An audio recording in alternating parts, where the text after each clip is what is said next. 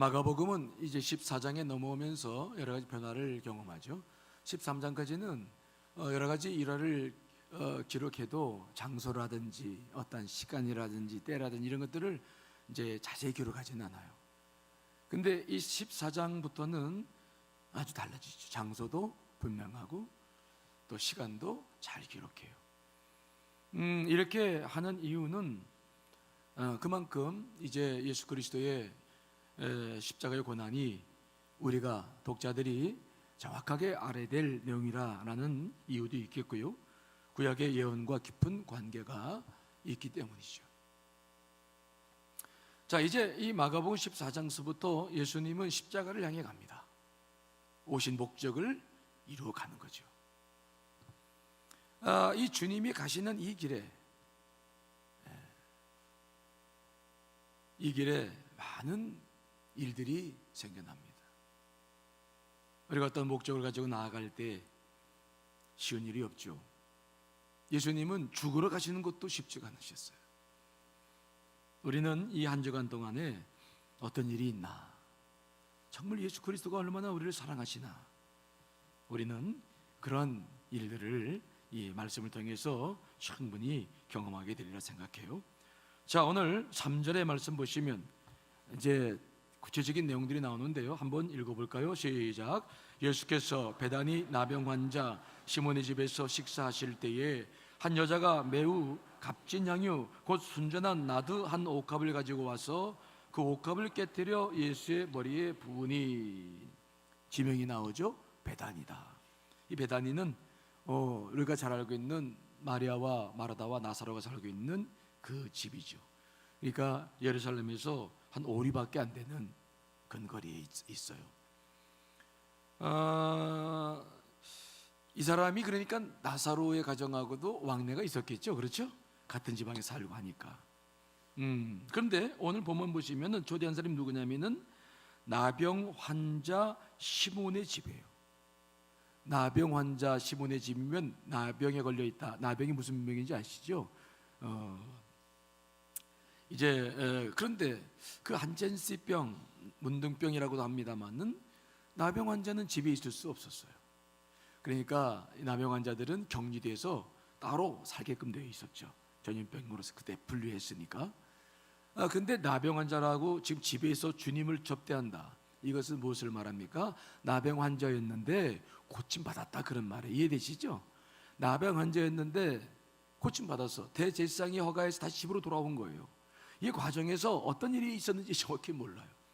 아마 추측하기는 나사렛의 가정을 통해서 예수 그리스도와 관계를 맺고 예수님을 통해서 병 고침을 받았으리라 추측은 하지만 성경은 나와 있지 않죠. 아무튼 그러한 과정을 통해서 지금 나병 환자인데 집에 와서 살고 있어요. 그래서 그 고마워서 아마 예수 그리스도를 자기 집에 초대하지 않았나, 그렇게 생각은 하지만 성경에는 나와 있지 않죠. 아무튼 문둥병자 시몬의 집, 병원 고침받았어도 그 문둥병자였던 것이 계속 따라다니는 거죠. 그래서 그 사람이 예수 그리스도를 이제 모시고 잔치를 베푸는 거예요. 그런데 중간에 한 여인이 등장합니다. 매우 값진 향유 나드 한 근 한 옥합을 가지고 왔다. 여러분들이 이미 잘 알고 있는 내용 생략합니다. 그것을 깨서 이제 정말 예수 그리스도의 머리에 부었어요. 머리에 부었다고 하는 것 의미는 구약의 예언자들이 왕을 세울 때 이제 머리에 붓거든요. 머리에 부었다라고 하는 것은 이 여인은 예수 그리스도를 만왕의 왕으로 그렇게 인정하며 그 위에다 부었다. 그 향유 가격이 300데나리온, 한 사람의 노동자가 일해서 버는 돈이 한 데나리온, 300이면은 1년 동안 일을 해야 되는 것들이죠. 엄청나게 비싼 향유를 부었다. 중요한 것이 뭐냐면 이 본문에서 중요한 것이 뭐냐면 이것이 낭비냐 헌신이냐를 보는 거예요. 관점. 예수님이 보는 시각과 가룟 유다가 보는 시각과 이 여인이 보는 시각이 있어요. 이게 낭비냐 헌신이냐. 그러면 낭비면 무엇을 기준으로 보는 것이고 헌신은 무엇을 기준으로 보는 것인가. 이제 중요한 문제를 놓고 서로 좀 대화를 나누기 시작하죠. 4절로 5절, 자 한번 읽어보겠습니다. 시작. 어떤 사람이 화를 내어 서로 말하되 어찌 이 향유를 허비하는가? 이 향유를 300데나리온 이상에 팔아 가난한 자들에게 줄 수 있었겠도다 하며 그 여자를 책망하는지라. 왜 허비하느냐? 이 허비하는 사람의 논리는 일리가 있죠. 합리성이 있어요. 왜요? 300데나리온, 우리나라 돈으로 얼림 따지면 그냥 계산하기 쉽게 따지면 3천만 원, 엄청난 돈이죠. 아니 그러면은 그것을 팔아서 가난한 사람에게 주어야지, 그걸 왜 예수님의 머리에 붓느냐? 왜 허비하느냐? 비슷한 본문에 쓰여져 있는 요한복음 12장에 보면은 이 사람이 누가 이런 말을 지금 했다고 기록하고 있죠. 거기에는요, 가론 유다죠. 회개를 맡았지만 그는 도둑이었다 써 있어요. 예수님의 공동체도 돈이 있어야 먹고 마시고 다 하시잖아요. 그러니까 예수님이 돈벌이 하지 않으셨으니까 이제 사람들이 다 헌신하시는 돈으로 주님께서도 그 제잔을 꾸려가셨을 거예요. 그러니까 그 누군가 예수님께 드리는 헌물들을 관리할 사람이 있었는데 가룟 유다가 그걸 관리해서 재정을 다 움직였던 것이죠. 가룟 유다가 봤을 때 그 돈이 자기에게 들어와서 자기 주머니에 있다가 나가면 일단 자기가 그것을 이용할 수 있는 기회가 얼마든지 많은데 아까운 거죠. 얼핏 보면 굉장히 합리적이에요. 지금 생각해봐도 누가 그 3천만 원을 갖다가 뭐 적정한 비유는 없습니다만 하여튼 뭘 했다 그러면은 그런 말 꼭 교회가 그렇게 해야 되느냐 그러고 뭐 그런 말 할 수 있겠죠. 자, 어떻게 이걸 봐야 되느냐? 예수님께서는 그런데 가룟 유다의 말에 동의하지 않아요. 왜냐하면 가룟 유다의 마음 깊은 곳에 숨겨진 의도를 잘 알고 있고, 또 하나는 그 여인이 왜 이걸 드렸는지를 알고 계시죠. 주님의 관점은 굉장히 이 관점에서 중요합니다. 6절 7절 말씀 읽어보겠습니다. 시작. 예수께서 이르시되 가만두라. 너희가 어찌하여 그를 괴롭게 하느냐? 그가 내게 좋은 일을 하였느니라. 가난한 자들은 항상 너희와 함께 있으니 아무 때라도 원하는 대로 도울 수 있거니와 나는 너희와 항상 함께 있지 아니하리라. 가만두라는 거예요. 왜 그 여인을 자꾸 괴롭히느냐? 그 여인은 내게 좋은 일을 냈다. 좋은 일, 원문으로만 읽어보면은 아름다운 일을 냈다. 표면적으로는 낭비 같은데 주님이 마음이 흡족하셔요. 왜요? 때를 아시기 때문에. 가난한 사람들은 늘 우리 곁에 있지만 나는 너희들과 오래 있지 못한다. 가룟 유다가 펴고 있는 논리가 더 이상 힘을 받지 않도록 정리를 일단은 해주시고, 그 다음에 왜 예수님께서 그 여인의 이것을 받아주시는지, 이것을 소중하게 여기시는지를 분명히 말씀하시는데 8절이죠. 8절 읽습니다. 시작. 그는 힘을 다하여 내 몸에 향유를 부어 내 장례를 미리 준비하였느니라. 아멘. 힘을 다해란 단어와 장례란 단어가 중요해요. 그 여인이 힘을 다했다는 것은 예수님께서 그 여인의 사정을 다 알고 있는 거예요. 이 여인 누군지, 그 귀한 것을 어떻게 갖게 됐는지, 정말 잘 샀는지 못 샀는지 잘 몰라요. 하지만 그 누구라도 그 당시 이 나드 향유 한 호빵은 굉장히 가격을 떠나서 구하기도 어려운 거예요. 근데 예수님께서 보셨습니다. 힘을 다했다. 그 여인에게 이것은 전 재산일지 몰라요. 자기의 전 생명인지 몰라요. 자기가 정말 평생을 모험한 것인지 몰라요. 근데 주님께서 보신 것은 무엇입니까? 그 여인이 어떻게 자기에게 드리는지를 보는 거예요. 힘을 다했다. 전부를 드렸다. 주님께서 그것을 깊이 보시는 것이죠. 그리고 그렇게 해서 드린 이유가 뭡니까? 자기의 뭘 준비하신 겁니까? 장례를 준비해요. 주님께서 십자가를 향해 가실 때 정말 주님의 십자가의 길을 이해하고 돕는 이들은 한 사람도 없었어요. 이 여인이 그나마 예수 그리스도의 머리에 향유를 붓고 장례를 준비하는 유일한 여인이었죠. 주님은 자기의 죽음 앞에서 그 여인의 헌신을 깊은 마음으로 받아주십니다.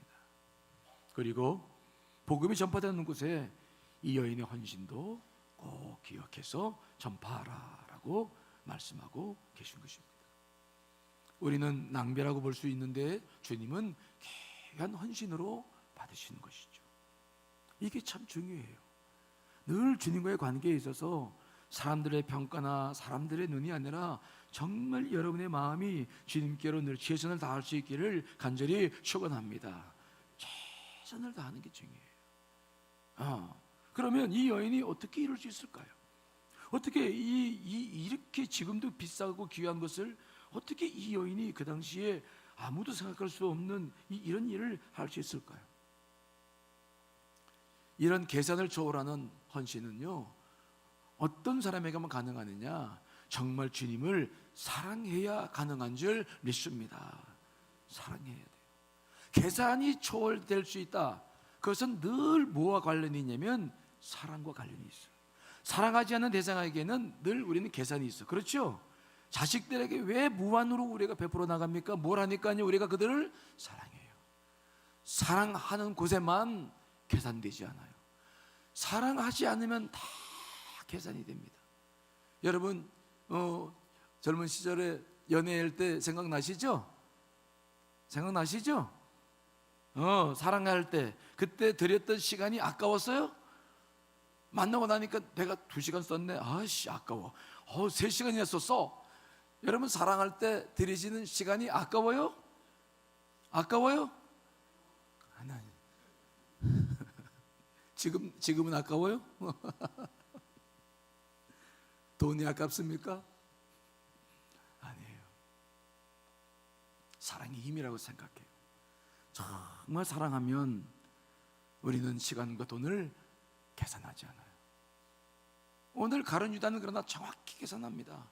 향유 항우파를 가져왔는데 이것을 어디 가서 뭐 이렇게 평가 받아보지도 않고 딱 알아요. 너 그 300텐이나 되는 것인데 가룟 유다의 머리에는 다 모든 게 계산이죠. 정확하죠. 왜요? 주님에 대한 사랑이 없어요.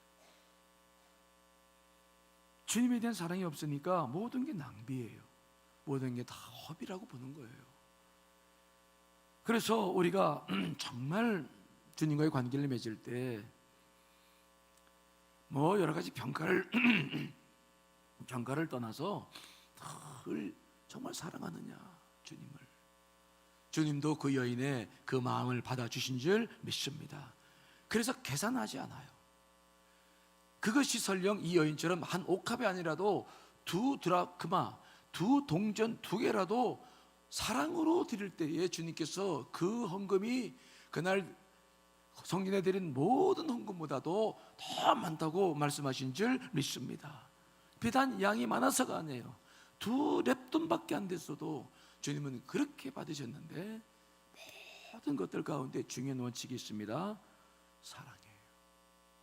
자, 고린도 전서 13장 1절로 3절 읽어보겠습니다. 시작. 사랑이 없으면 소리나는 구리와 울리는 꽹과리가 되고 내가 예언하는 능력이 있어 모든 비밀과 모든 지식을 알고 또 산을 옮길 만한 모든 믿음이 있을지라도 사랑이 없으면 내가 아무것도 아니요 내가 내게 있는 모든 것으로 구제하고 또 내 몸을 불사르게 내어줄지라도 사랑이 없으면 내게 아무 유익이 없느니라. 아멘. 사랑이 없으면 아무것도 아니에요. 주님과 나와의 관계도 사랑이 없으면 아무것도 아니에요. 주님은 오직 그 사랑 때문에 이 땅에 오셨고 사랑 때문에 십자가를 향하시는 줄 믿습니다. 오직 그거 하나밖에 없어요.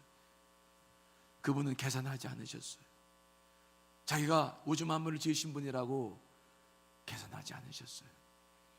여러분, 우리 안에 이 사순절에 회복해야 될 마음이 있는데 주님을 더 깊이 사랑하시기를 간절히 축원합니다. 정말 계산이 되지 않을 만큼 우리가 그 사랑을 받고 있다면 우리도 정말 그분을 그렇게 사랑했으면 좋겠어요. 사랑. 또 한 가지 더 은혜 받는 것은 무엇입니까? 어떻게 이 여인이 이런 생각을 했을까? 정말 영적인 직관이 발달했을까? 성령님께서 그 여인에게 그런 마음을 주셨을까? 켈빈은 이 본문을 이해하면서 성령의 인도하심이라고 이야기를 하고 있는 것을 제가 읽어본 일이 있습니다만은, 성령의 인도하심이 분명히 있었겠죠. 하지만 그것을 몰랐을지도 몰라요. 하지만 이 여인에게 중요한 것이 있어요. 왠지 모르게 내게 그런 마음이 들을 때, 내가 정확히 잘 모르겠는데 정말 주 앞에 드리고 싶을 때 있어요. 누군가를 돕고 싶을 때가 있어요. 자꾸 내 마음에 부담이 되고 하고 싶을 때가 있어요. 그게 성령의 인도하심이든 뭐든 잘 모르지만 나쁜 일은 아니야, 죽일 일은 아니야. 근데 정말 가슴이 뜨거워져요. 이 여인은 그때 선뜻 옥합을 들고 나온 거예요. 선뜻. 이해되시죠? 여러분 이거 이해하시겠죠? 이런 마음 계산하면 못해. 이거 얼마짜리 내가 결혼할 때 쓰려고 하고 뭐 이거 뭐 팔아서, 아니에요. 그냥 그걸 주셨을 때 주신 분이 주님이야. 그래서 선뜻 성령께서 내 마음을 주시거나 부담 주실 때 선뜻 할 수 있는 순종, 진짜 순종이에요. 그 마음을 조금 떠나면 내가 이거 왜 해야 되지? 이거 얼마짜리지? 그럼 이거 말고 좀 다른 거 드리면 안 될까? 그 다음부터는 타협이 들어가고 이제 생각이 들어가요. 그때는 주님께서 그 마음을 받으실 수가 없어요. 힘을 다했다는 표현을 주님께서 하실 수가 없어요. 그 헌신은 진짜 우리가 헌신이라고 말할 수가 없을 거예요. 여러분 이 사순절 보내면서 기억해 보세요. 주님께서 늘 이 사순절 보낼 때, 특별히 고난주간 보낼 때 기도하면서 금식하시며 보낼 텐데, 주시는 마음이 있으면 즉각 이번 한 주간만이라도 순종해 나가시길 간절히 축원합니다. 기도하다가 너 누구한테 전화 좀 해라, 네가 먼저 좀 전화 좀 해, 그런 마음을 주시면 그냥 바로 순종하셔야지, 예 해놓고서 돌아서 싸다니다가 에이 뭐래 아이 또 그러지 마세요. 바로. 왜? 이 고난주간에는 정말 그런 이들이 계속 고난주간 십자가 속에서 계속 그렇게 주의 영의 역사가 이제 시작되는 것을 볼 거예요. 굉장히 중요한 것들이 이 속에 담겨 있어요. 여러분들 안에 그러한 귀한 마음들이 있으시기를 간절히 축원합니다.